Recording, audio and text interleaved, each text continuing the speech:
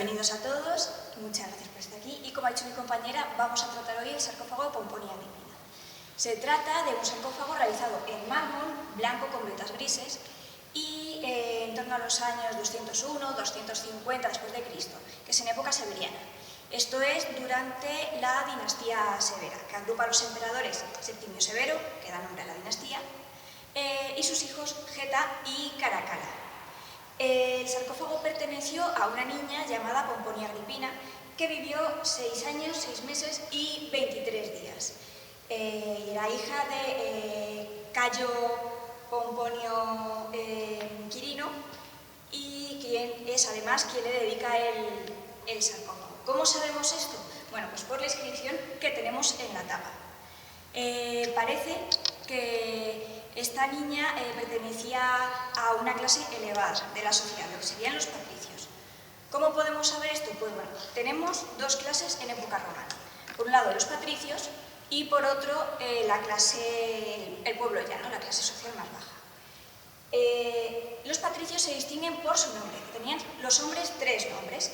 El praenomen, que sería el nombre de pila, como puede ser Pedro, Julio, o Juan, por ejemplo, que sería, por poner un ejemplo famoso, Cayo.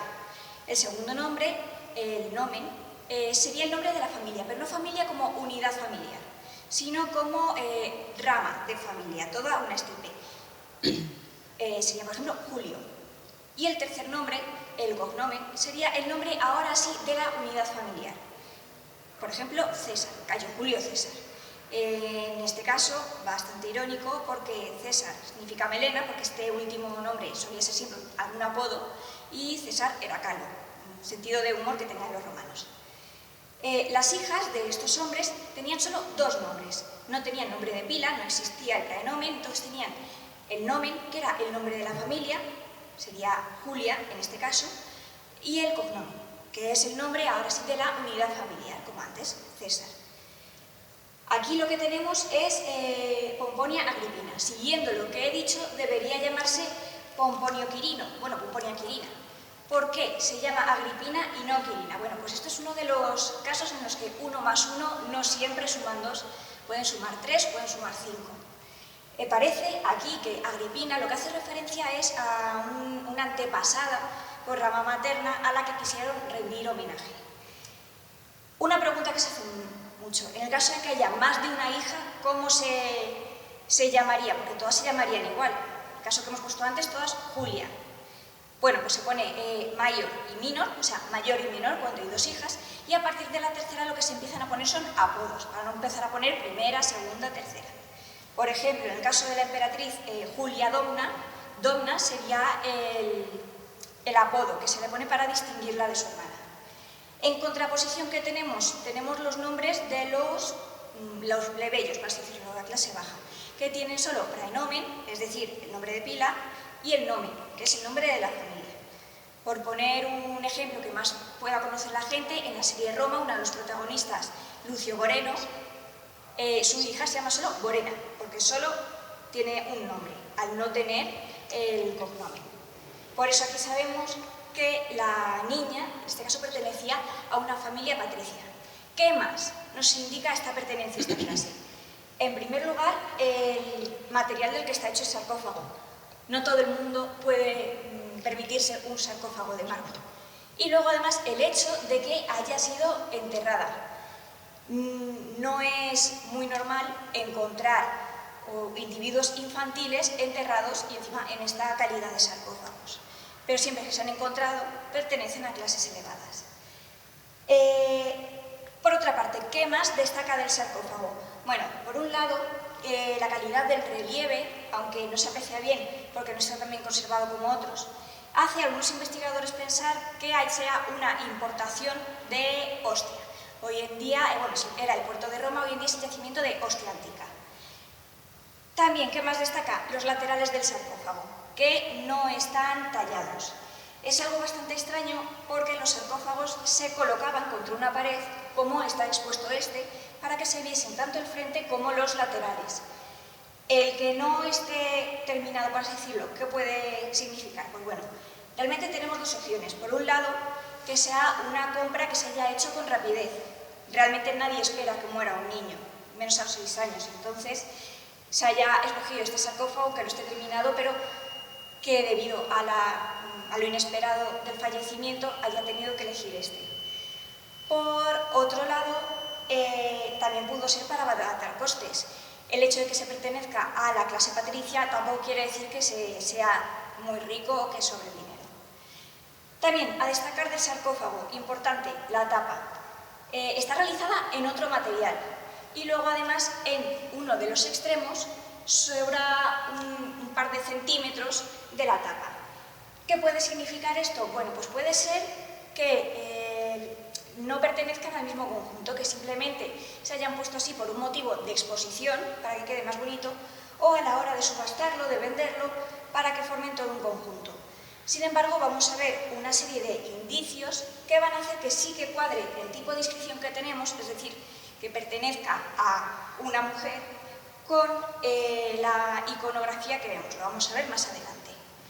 La iconografía, pues bueno, es un motivo marino. Se llama cíasos, que no quiere decir más que una escena estática dionisíaca, y tiene motivos marinos. En el centro vemos a Océano, la personificación de Océano. ¿Cómo sabemos que es Océano y no es Neptuno? Bueno, pues porque en la parte superior tiene cuernos y a Neptuno nunca se le representa con cuernos. Pero además, aquí lo que los cuernos son unas pinzas de cangrejo, no serían unos cuernos normales. Luego la barba y el bigote y las ondas del pelo se van a extender y van a formar las ondas del mar. A los lados de Océano lo que tenemos son dos erotes, en este caso es el Eros Hiperpontios, que es el que cruza el mar de un lugar a otro, y ambos van montados sobre dos grifos, uno con cabeza de águila y el otro con cabeza de carnero. Y luego los dos, la parte de atrás, sí que la tienen con esa forma serpentina. Y por último, a los extremos tenemos dos delfines. Este tipo de decoración es más habitual encontrarla en el ático de las tapas, es decir, en la parte superior de las tapas. Lo que pasa es que, bueno, también la podemos encontrar en el frente, que es esta zona de aquí. Tenemos que imaginarnos, en este caso, eso sí, una tapa no tan plana como esta, sino una mucho más grande, más elevada y que dé más juego para esta decoración. La que se suele encontrar en el frente de las tapas, eso sí, suele ser una decoración más elaborada, que está formada por desfiles de nereidas, de tritones y de otras criaturas marinas que convergen en el centro, pues en grandes conchas o clipei, que es una decoración circular como la del sarcófago que tenemos ahí, y en el centro de estos clipeis lo que se suele representar es o una imagen del difunto o de los difuntos, porque puede haber dos en vez de uno, o algún tipo de inscripción. Como ya he dicho, la decoración que tenemos en nuestro sarcófago sí que es más habitual encontrarla en las tapas, pero también se puede encontrar en algunos casos en las cajas. ¿Cuándo se ha encontrado generalmente así? Cuando pertenece al enterramiento de individuos jóvenes, y generalmente mujeres. Esto es lo que decía de que hay algunas pistas en la parte de la iconografía de la caja que indican que efectivamente la tapa pudo pertenecer a este sarcófago, que pudo ser todo un conjunto.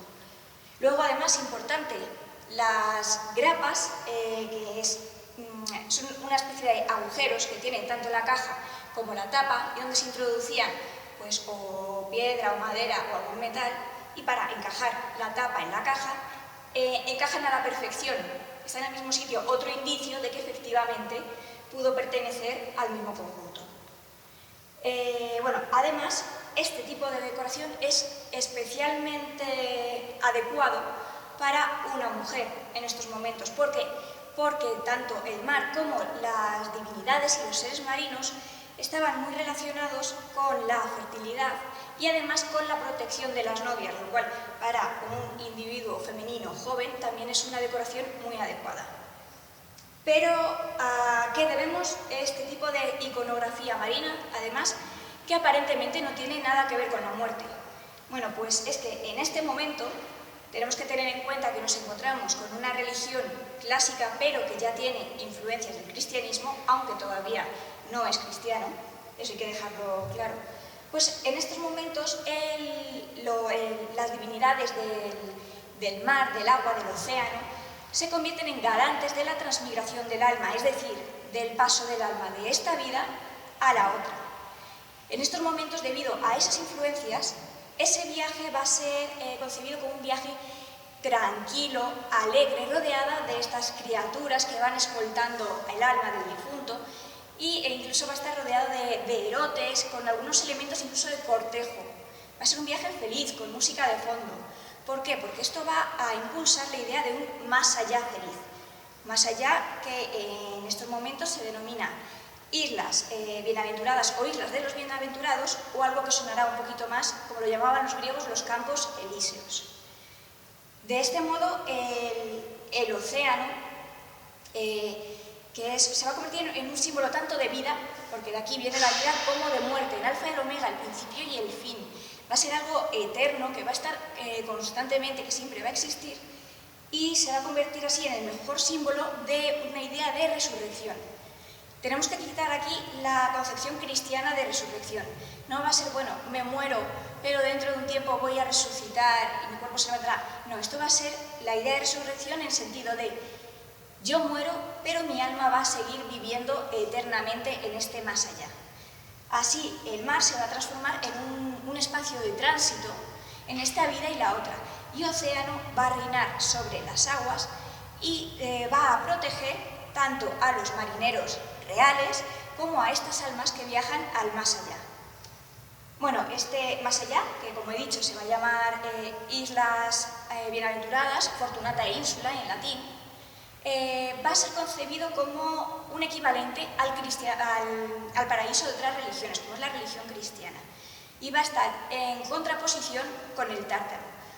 Si en las Islas Bienaventuradas las almas que han sido buenas, que son dignas, van a vivir felices durante toda la eternidad, el Tártaro va a ser concebido como una especie de infierno, como un lugar durante las almas, voy a decir pecadoras, aunque sin la concepción cristiana, las almas que no son dignas, donde van a sufrir tormentos también por toda la eternidad. A estas islas se les daba una ubicación real, aunque de muy difícil acceso. Se las ubicaba, según los textos griegos, al oeste de Libia. Libia era como los griegos llamaban a África. ¿Qué ha ocurrido? Que algunos investigadores, debido a esto, han pensado que podría tratarse de las Islas Canarias.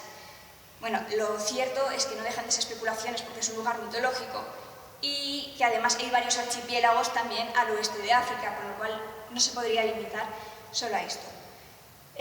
Sertorio, un historiador romano, llega incluso en el año 62 a.C. a citar a un marinero que afirmaba que había estado allí.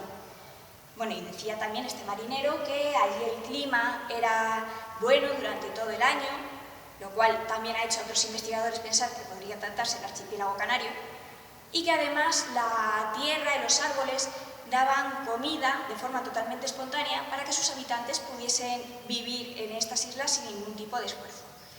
Bueno, la realidad es que Sertorio, a pesar de sus intentos, que lo intentó, nunca logró encontrar estas islas, lógicamente. Por último, los delfines, que los hemos mencionado, pero los hemos dejado un poco olvidados.